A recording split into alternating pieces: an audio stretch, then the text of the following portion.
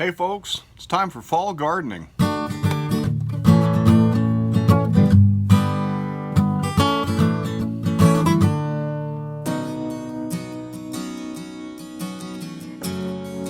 Welcome back to Black Gumbo Southern Gardening. I've been away for about a month now, taking a summer break, and a lot of you have been asking me, when's the next video? Where you been? What are you doing? I haven't been doing much of anything. It's been hot. It's been really hot. We've had tropical storm last week. We've had rains and heat waves, and it's just not a good time to be in the garden in Zone 9A here on the Texas coast. And so normally in the summertime, I quit gardening about early August, mid-August, and just let whatever's growing out there grow. There's my cowpeas looking really sorry. Grass needs to be cut. Peppers are still growing and fruiting, but they're looking pretty sorry. The okra over there is growing well. I still need to do a taste test between the two and tell you which one worked better. And then far over there, I've cleared out the bed that's still covered in mulch and cardboard. And it's got a few weeds in it as well, but I'm going to pull back that mulch and that cardboard, and I'm going to weed torch that whole bed as well. Well, I've still got some fruit coming in from my summer garden. This eggplant has 4 fruits on it. There's another one around here, so there's another one down there. And that one over there is got some blossoms that look like they're getting plump. So we'll get some more eggplant out of these guys. These are the eggplants I planted in my spring garden.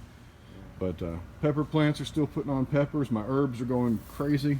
I've kept my rosemary over there alive throughout the year, which is a first for me. And so we've been really enjoying eating out of our garden. Lots of peppers too. Peppers will grow through the summer. In fact, most of these peppers will grow into next spring. If you take care of them, your peppers will do really well for you. This is our corn, what's left of it. This corn was pulled up, and I cannot compost this corn, so we're going to burn it. The reason why, go back and watch our videos on aminopyrrolid contamination in my garden. This corn has done its job and pulled up that aminopyrrolid. And Phoebe thinks there's a rat down in there. We have had a bit of a rat problem. With so many cowpeas around, they've decided to eat my cowpeas. And so Phoebe likes to chase those rats. Hey, you gonna get the critter? Where's the critter? Where's the critter? So, I want to show you what's coming up and what I'm going to be planting. I'm going to be starting some seeds today, and I'll show you how I'm going to start those seeds. Okay, so we're going to start our seeds now, but the first thing we're going to do is prepare our seed trays.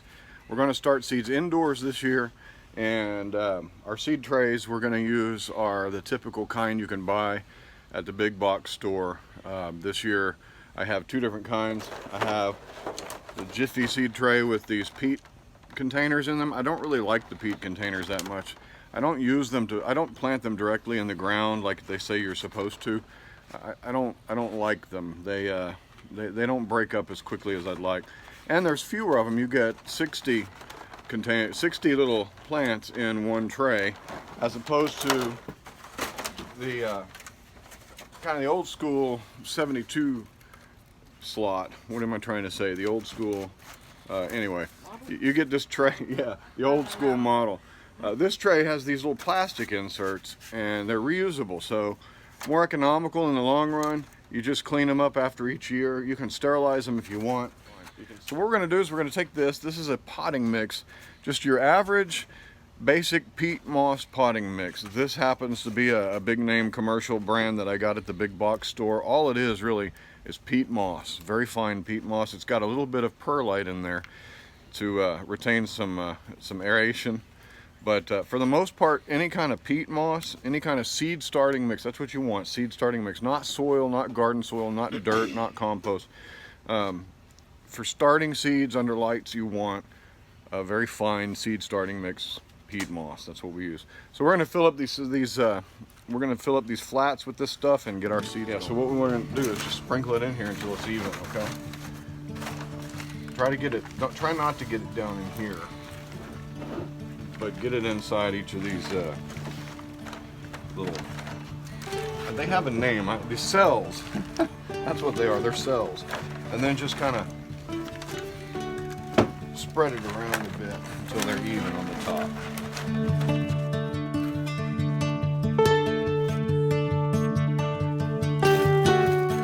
And again, this is something that kids can do.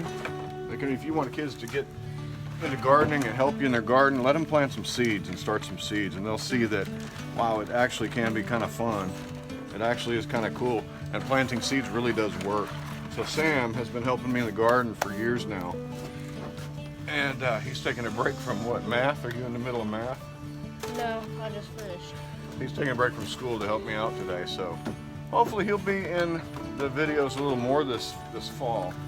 The problem is Sam's at school when I do videos. He's working on his schoolwork,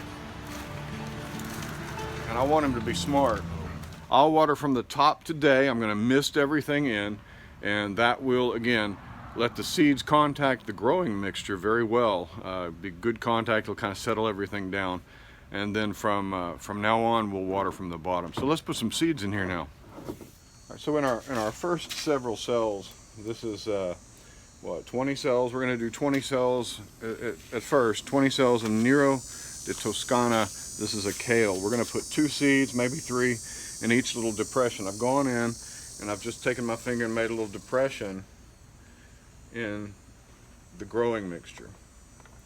And we'll drop 2 seeds in there, and then we'll come back over and just kind of cover it over very gently with the seed starting mix that has kind of risen up when we made our little dimples. So here we go again, real easy. Just make a little depression. If you have any chunks like this wood that's left from the peat moss grinding process, just chunk that out. You want this to be a fine soil medium.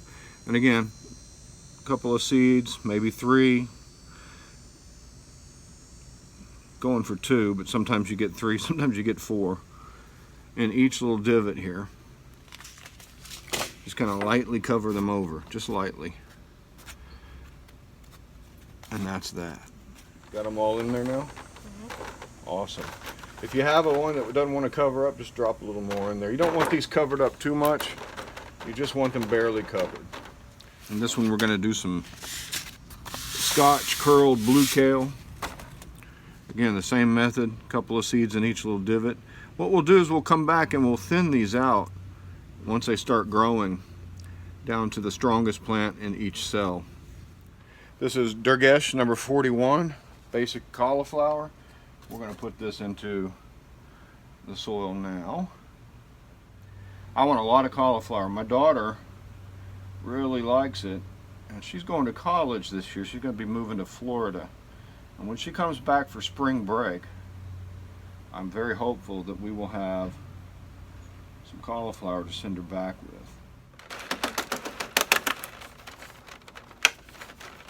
So what we're going to do is go ahead and add some water to the bottom. And again, we water from the top the first time, but I'm also going to water from the bottom because we don't want these to dry out. So what you just do is simply pour your water in the bottom of the tray. I'm on my truck bed, which is not very level. So, and then we'll just take our sprayer and mist to the top.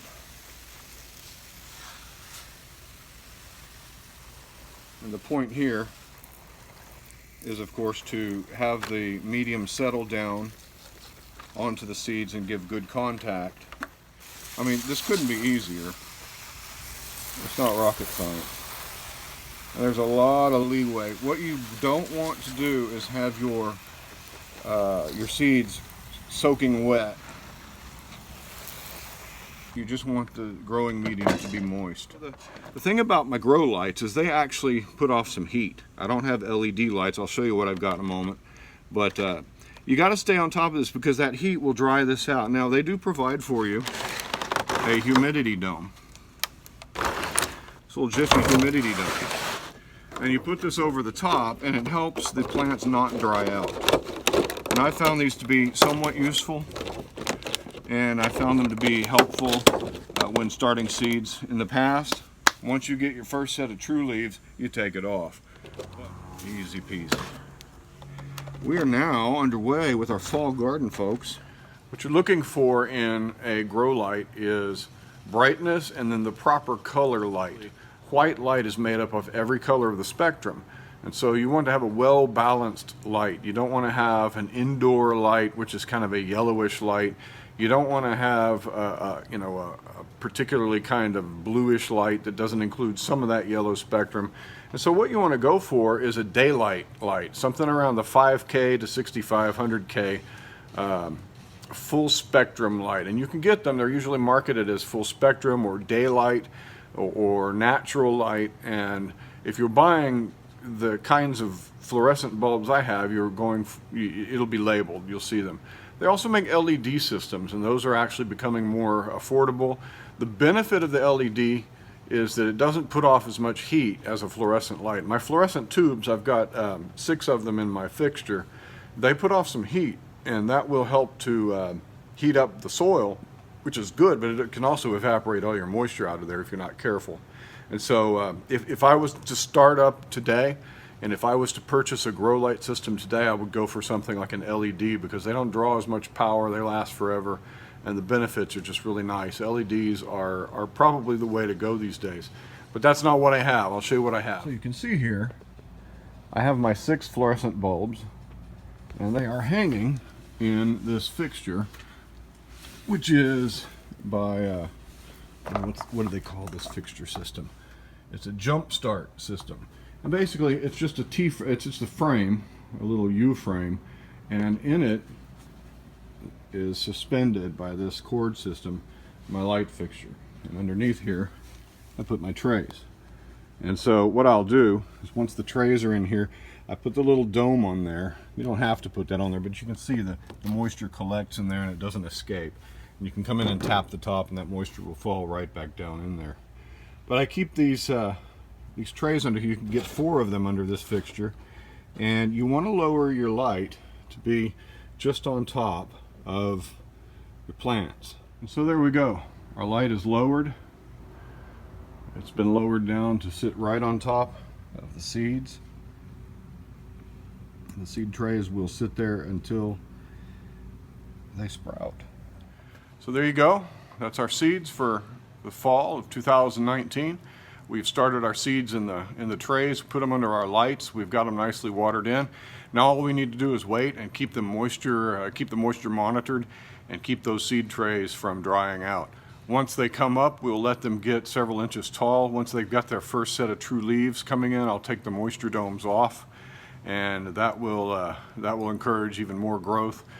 And once they get to be about 3 or 4 inches tall and start crowding themselves out, we'll thin them down to the strongest plant in each cell, and likely we will also upplant them at that point.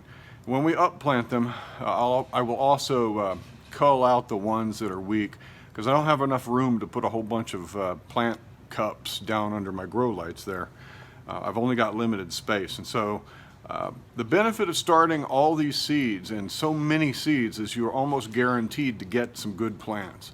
And we want to put an entire garden full of cabbages and kales and cauliflowers this year. And so I've started a lot of seeds. What's next? Well, we got to prepare our beds, and that will be a separate video. We're going to go out and prepare our beds this week. And I've already cleared out 2 of them. I've got some cowpeas and peppers growing in one bed, and I'm going to leave those there until these plants get ready to go in. But the other 2 beds, I'm going to plant some carrots, some beets, some radishes, and some peas. And we're going to have to go out and put those directly in the soil. So I'll show you how to do that as well. That's coming up. But hey man, we're gardening again. We're back to it. This is fall 2019, and I'm so glad you're with us. So glad you joined us today. Start some seeds. It's really easy.